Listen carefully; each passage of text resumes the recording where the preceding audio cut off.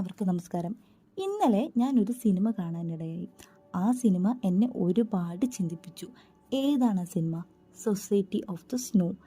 ഇതിനോടകം ചിലപ്പോൾ നിങ്ങൾ ഈ സിനിമ കണ്ടിട്ടുണ്ടായിരിക്കാം, ചിലപ്പോൾ ഇതിൻ്റെ റിവ്യൂ കണ്ടിട്ടുണ്ടായിരിക്കാം, സ്റ്റോറി കണ്ടിട്ടുണ്ടായിരിക്കാം. പക്ഷേ ഈ സിനിമ കണ്ടുകൊണ്ടിരുന്ന സമയത്ത് എന്നെ ഒരുപാട് പിടിച്ചു കുലുക്കിയ കുറേ കാര്യങ്ങളുണ്ടായിരുന്നു.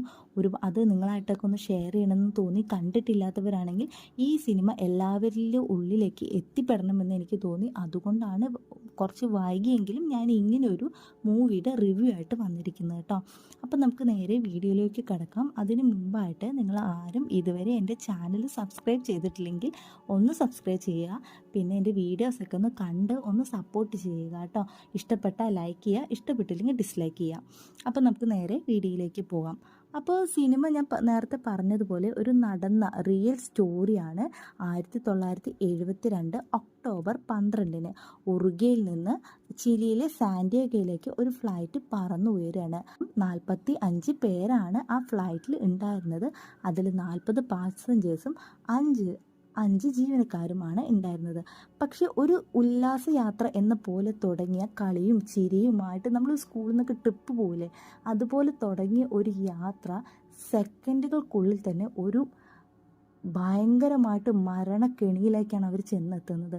അത് നമുക്ക് പ്രതീക്ഷിക്കുന്നതിൽ അപ്പുറമായിട്ട് ഞാനൊരു മുൻവിധിയും ഇല്ലാതെയാണ് ഈ സിനിമ കാണാനിരുന്നത്. പക്ഷേ നമുക്ക് കണ്ടൊരു 10 മിനിറ്റിൻ്റെ ഉള്ളിൽ തന്നെ നമ്മൾ ആ ഇൻസിഡൻറ്റിലേക്ക് ഇവർക്ക് നമ്മളെ കൊണ്ടുപോകുന്നുണ്ട്.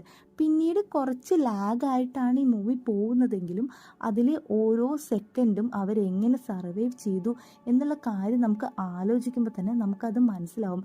ഇത്ര സ്ലോ ആയിട്ട് പോയാലേ ഓരോ കാര്യങ്ങളും തൊട്ട് നമുക്ക് പറഞ്ഞ് മനസ്സിലാക്കി തരാൻ അവർക്ക് സാധിക്കുള്ളൂ.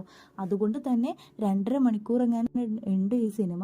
പക്ഷെ പതിഞ്ഞൊരു താളത്തിലാണ് പോകുന്നതെങ്കിലും ആ സിനിമ നമുക്ക് ഒട്ടും ബോറടിക്കില്ല എന്നാണ് ഒരു വലിയ ഒരു സത്യം എന്ന് പറയുന്നത്.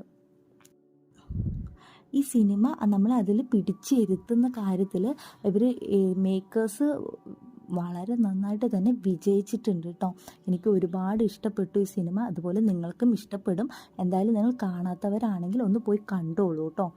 പിന്നെ എങ്ങനെയാണ് ഇവർ ഇത്രയും ദിവസം ഇവിടെ സർവൈവ് ചെയ്തത് എന്നത് ഒരു വലിയ ക്വസ്റ്റ്യൻ മാർക്കാണ്. അതിൽ ക്ലിയർ കട്ടായിട്ട് അവർ ആ ഒരു ഉത്തരം കറക്റ്റായിട്ട് നമുക്ക് കാണിച്ചു തന്നിട്ടുണ്ട്.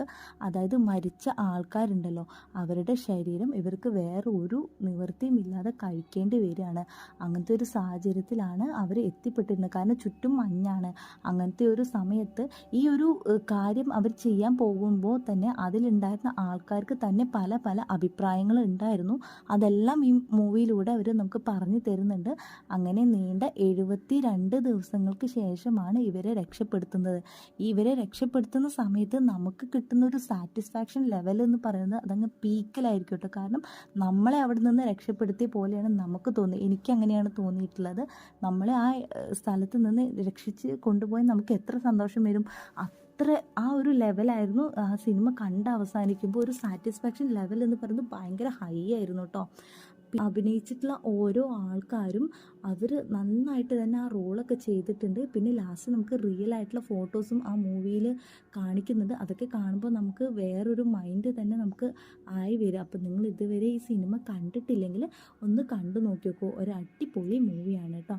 പിന്നെ നിങ്ങൾ ഇതുവരെ എൻ്റെ ചാനൽ സബ്സ്ക്രൈബ് ചെയ്തിട്ടില്ലെങ്കിൽ ഒന്ന് സബ്സ്ക്രൈബ് ചെയ്യുക. പിന്നെ എൻ്റെ വീഡിയോസൊക്കെ ഒന്ന് കണ്ട് എന്നെ ഒന്ന് സപ്പോർട്ട് ചെയ്യുക കേട്ടോ. ഇനി ഇതിൻ്റെ സ്റ്റോറി വേണം എന്ന് ഉണ്ടെങ്കിൽ നിങ്ങളൊന്ന് എന്നെ അറിയിക്കൂ. ഞാൻ അതിൻ്റെ സ്റ്റോറി ആയിട്ട് വരാം. അതിൻ്റെ എഡിറ്റിംഗ് ഒക്കെ കഴിഞ്ഞിട്ടുണ്ട്. ഞാൻ വോയിസ് ഓവർ കൊടുക്കാൻ നിൽക്കണം. അപ്പോൾ നിങ്ങൾ അറിയിക്കുകയാണെങ്കിൽ ഞാൻ അതിൻ്റെ സ്റ്റോറി ആയിട്ട് വരാം കേട്ടോ. അപ്പോൾ നമുക്ക് അടുത്ത വീഡിയോയിലൂടെ കാണാം.